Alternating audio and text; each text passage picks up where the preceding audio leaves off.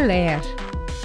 O LER, né, é um letra abreviado de lesões, né, por esforço repetitivo, né, e engloba uma quantidade de doenças osteomuscular, principalmente, também envolve nervos, tá? Né, que esse grupo de doenças ele está relacionado com movimentos repetitivos de frequência elevada e um esforço elevado. Tá? Isso é uma definição de 1950 para cá, né? Então, ela é correlacionando lesão no músculo, tendão, a parte do nervo, né? E repetição. Né? Então, ele não está correlacionado apenas ao trabalho. Como atleta, também pode ter LER. Qualquer pessoa doméstica também pode ter LER. Entende? Ele é um agrupamento de doenças que têm a mesma característica. O que é o termo DORT e o que a difere da LER?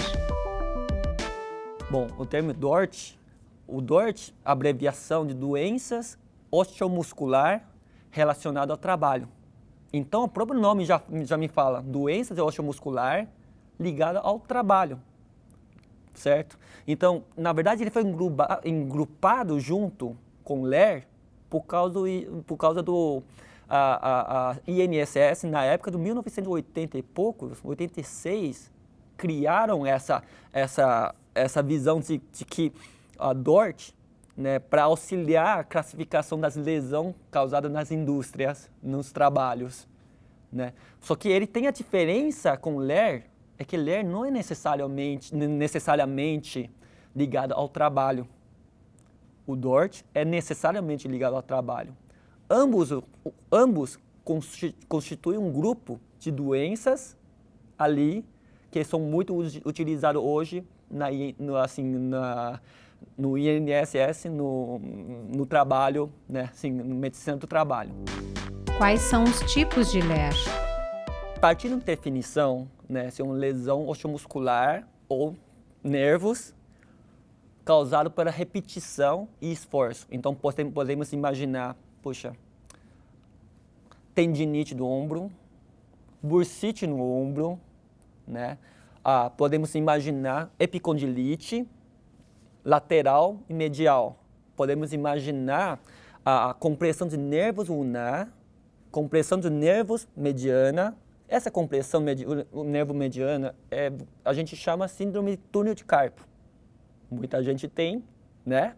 A gente pode imaginar a artrose no base do dedo, rizoartrose. Podemos imaginar extensor do dedo, né? A gente tem a síndrome de Tecker-Vein, né? É famoso também, né? Se vê muito. Dedo engatilho, aquele dedo que dobra e não volta mais. Agora a gente só está falando membro superior, né? O LER, ela não é necessariamente restrito, né? Está restrito no membro superior.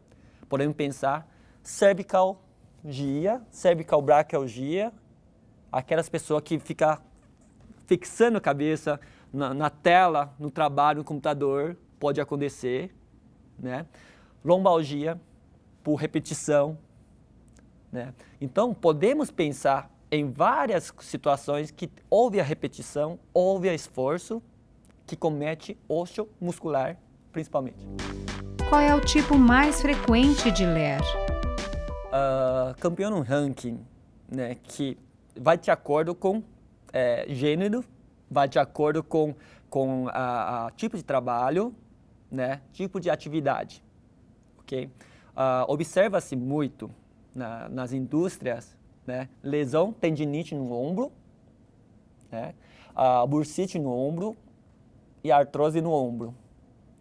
Depois, ela vem também tem epicondilite lateral e epicondilite medial. Porém, eles não são exclusivos da indústria. O lateral é chamado epicondilite de tenista, joga tênis. O medial é epicondilite de golfista, por incrível que pareça, né? E agora, muitas acontece também com aquelas domésticas que eles têm síndrome de túnel de carpo. São mais frequentes, a gente escuta sempre, né? E são principais. Quais são os sintomas da LER? Inicialmente, né, assim, surge de uma dor meio difusa, porque ela é um pouquinho diferente de trauma que acontece de uma hora para outra, traumatismo, né? Então você consegue identificar onde eu sofri um trauma, né? Porém, essa situação que a gente está falando, ele é repetitivo, ele é crônico. Então, dor geralmente é de forma difusa, de forma difícil de identificar. Porém, com evolução, com repetição, você começa a identificar melhor onde está a dor. Então, dor, às vezes, é cortante, às vezes tem um espaço muscular, né? Ele pode ficar inflamado, palpável, tá? Às vezes, a gente consegue identificar como, por exemplo, tendinite do ombro, né? Ao levantar o ombro, até próximo de 90 graus, ela para, porque dói demais. Para cima, ele não vai mais. Entende? A síndrome do túnel de carpo, ele tem formigamento na palma da mão e, às vezes, volta para cima. Então, são inicialmente difusa e vai especificando. Tratado no início, é sempre mais fácil de resolver. Deixando aí progredir, vai ter que, tipo assim, o tratamento é mais prolongado um pouquinho. O estresse psicológico pode influenciar os sintomas da LER? Bom, boa pergunta, né? Assim, como eu tenho falado antes, assim, não podemos segregar uma parte do nosso corpo, né? Pensando que o problema está aqui apenas, né? Toda parte do nosso corpo está interligada à percepção no cérebro, né? Isso é importante, porque quando temos a dor, a gente tem um negócio que chama cinesiofobia, que é fobia de movimentação, não querer me mexer, né? Essa cinesiofobia faz com que sua produção de atividade decai. Você fica com autoestima baixo, né? Com isso, né, altera seu humor, altera a sua produtividade, então altera seu sono. Com isso, probabilidade pode levar você para o caminho de depressão. Com depressão, interpretação da dor, ela passa a ser maior, então vira um ciclo autoalimentada. Dor gera improdutividade, né? Improdutividade, baixa autoestima, levando a possível depressão, potencializando a dor. Isso é muito comum quando o paciente evolui para uma dor crônica. Tá? Essa fase que é difícil de tratar. Osteomuscular não é difícil de tratar. Difícil de tratar é quando ele evolui para uma cronicidade. Tá? Aí o tratamento é prolongado. Quais são as principais causas da LER? Sabemos que nosso corpo, né, assim, ele adquire movimentos, né, com coordenação do cérebro, passando pela nervo que chega na musculatura, contrai, faz com que o osso movimente. Né? Quem já viu o robô já viu como que funciona, né? Então tem, né, em nós uma capacidade, né, de assumir a posição de corpo que economiza energia, capacidade de fazer as coisas com menor gasto energético e menor sobrecarga possível. Então, quando a gente vai, por exemplo, a gente vai jogar algum esporte, a gente sempre vê, tem um movimento correto de se fazer. Não pode fazer de qualquer jeito. Por quê? Porque a gente quer eficiência, a gente é competitivo, né? Então, pensando dessa maneira, no nosso dia a dia, também tem postura correta, né? Sobrecarrega menos nossa condição músculo, tendão, osso. Tá? Quando essa situação não está, assim, uma postura está errada, né? E a gente insiste em fazer daquela maneira, passa a se sobrecarregar essas estruturas. Repetindo e com grande esforço, o que vai acontecer? Essa estrutura, por repetição, ele lesa um pouquinho, até chegar na lesão propriamente dita. E isso é perigoso, porque se fosse um grande trauma, você já vê a situação, você já, parei, vou tratar. Por ser repetitiva, lentamente, cronificando, quando você percebe problema, ele já está cronificado. Difícil de tratamento. Quais as atividades com mais chance de causar LER? Quais são, né? Podemos pensar em domésticas, tá? São movimentos repetitivos, né? Domésticas que precisam lavar bastante roupa ou passar roupas repetida com ferro pesado, né? Pensamos a pessoa da indústria que monta carro, monta fuselagem de avião, são movimentos repetitivos que faz girar a chave de fenda. Você fala, poxa, mas gira a chave de fenda. Pois é, se você gira 1, 2, ok. Ele gira 100, 200, 300 por dia. Isso causaria uma lesão. Agora, escritório também dá LER. Por quê? Porque a gente repete alguns movimentos de computador, repete de mouse. Por isso, precisamos posicionar de uma maneira correta, que diminui o gasto energético, diminui o movimento repetitivo. Isso, por exemplo, assim, quem usa muito computador, quem carrega câmera, né, de 24 horas correndo atrás da filmagem, também acontece essas coisas. Como é feito o diagnóstico da LER? O próprio nome do LER, né, ele já fala para nós, é movimento repetitivo, é sobrecarga, é esforço. Então, o diagnóstico se faz inicialmente baseado na coleção de história pregressa do paciente, a queixa, história pregressa, quando começou, como começou, o que você faz dia a dia, né? Tem que ter uma história de esforço por repetição. Isso é característica. Tá? E o que acontece? A gente procura sintomas, sinais clínicas que que se enquadra com lesão osteomuscular ou do nervo. Entende? Então, são essas coleção de dados que o médico faz, pergunta, né? Assim, junto com sequência de exame de física específica. Temos testes para os médicos, né, que tem que aprender teste, saber qual é o tendão que está com problema, qual é a musculatura que está contraída, que não quer relaxar, qual é a tendinite que está rompendo. Né? São exame física específica, ortopédica e neurológica. Em cima disso, a gente estabelece um diagnóstico. Se, né, um quadro for um pouquinho mais grave ou duvidoso, alguma coisa duvidosa, daí eu peço o exame de ultrassom, né, para checar a parte de moles. E mais complicado, eu peço ressonância magnética. Como funciona o tratamento para LER? Primeiros passos do tratamento é tirar a causa, assim, o trigger, né, o causador, o problema. Né? Se é um movimento repetitivo que você está fazendo no trabalho, solicitamos que você ou adapte ou troca de posto, por enquanto. Tá? Eu não sou muito adepto, assim, fica em casa.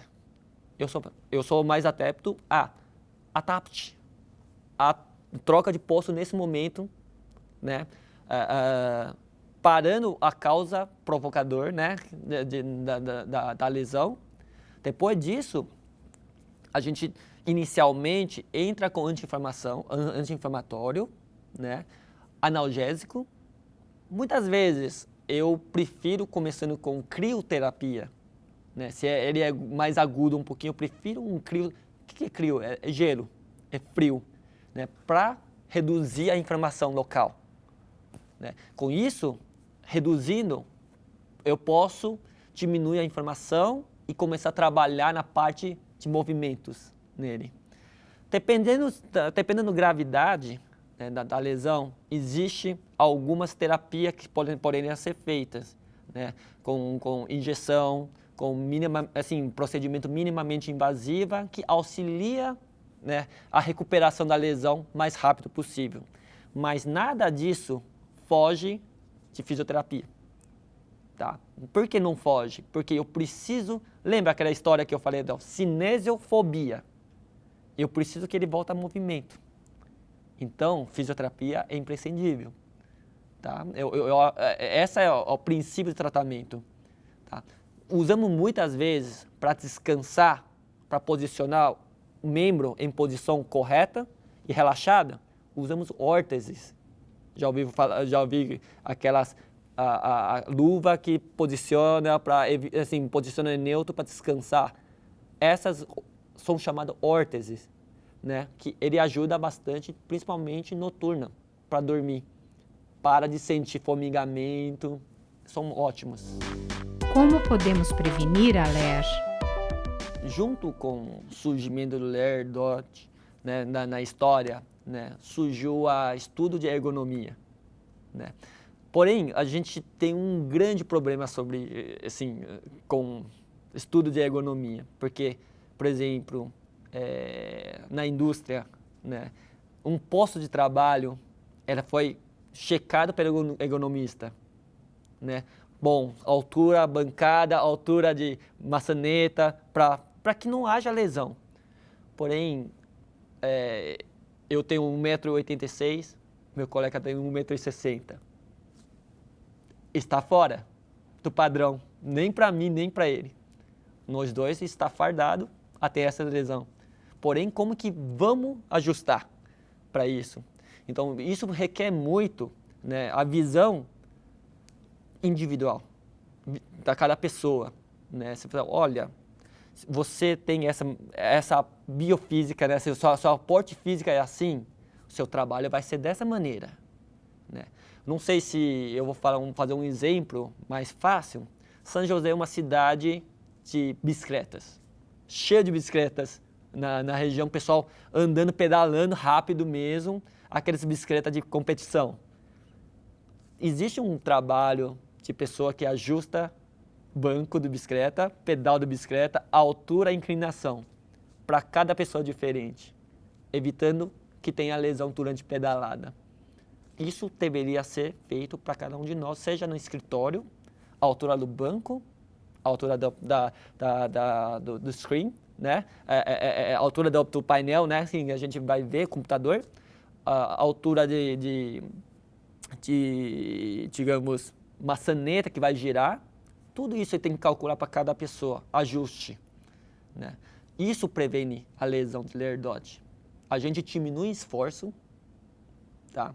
Então isso explica porque a gente tem mesmo trabalho, uns machuca, outros não. Como amenizar a dor da LER? Olha, para amenizar a dor, né, eu costumo usar analgésicos e anti-inflamatório. Isso está assim, prescrito mesmo no uso diário da medicina. Porém, ela não pode ser usada de forma prolongada. Isso faz mal para todo o resto do organismo. Por isso eu uso bastante crioterapia mesmo, gelo, né? Mas eu rogo aos nossos telespectadores, né? A dor, ela é um sinal.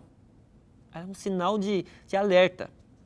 A dor não foi feita para a gente tomar um remédio e passa, tá tudo bem. Não é para ser enfrentada. Ela veio para alertar que alguma coisa está errada. Se você tem da dor e toma remédio e fala assim, não sinto mais a dor, porém a causa da lesão continua. Então você vai piorar a lesão. É muito mais difícil tratar depois. A LER tem cura? Ela tem cura, tá? Tem duas situações ali, né? Quando muitas pessoas que chegam para mim já estão na fase avançada da lesão. Muitas vezes, por exemplo, uma deformidade, né?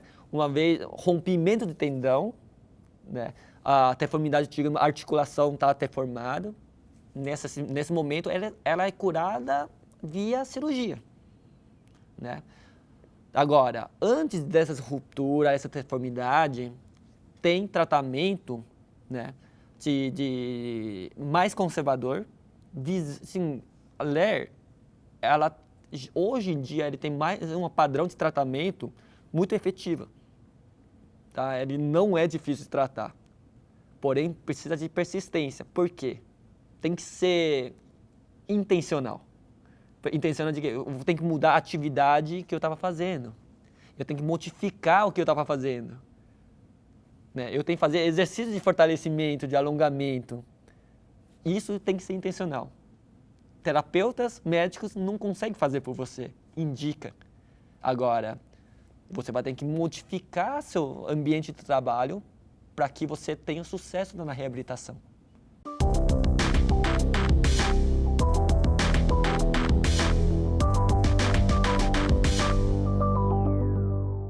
E para você que acompanha os nossos programas e gosta de estar por dentro dos assuntos da cidade e também do trabalho dos vereadores, se inscreva no nosso canal e confira tudo o que acontece aqui na TV Câmara. E se você gostou do nosso conteúdo, não esqueça de curtir nossos vídeos. Deixe aqui o seu like.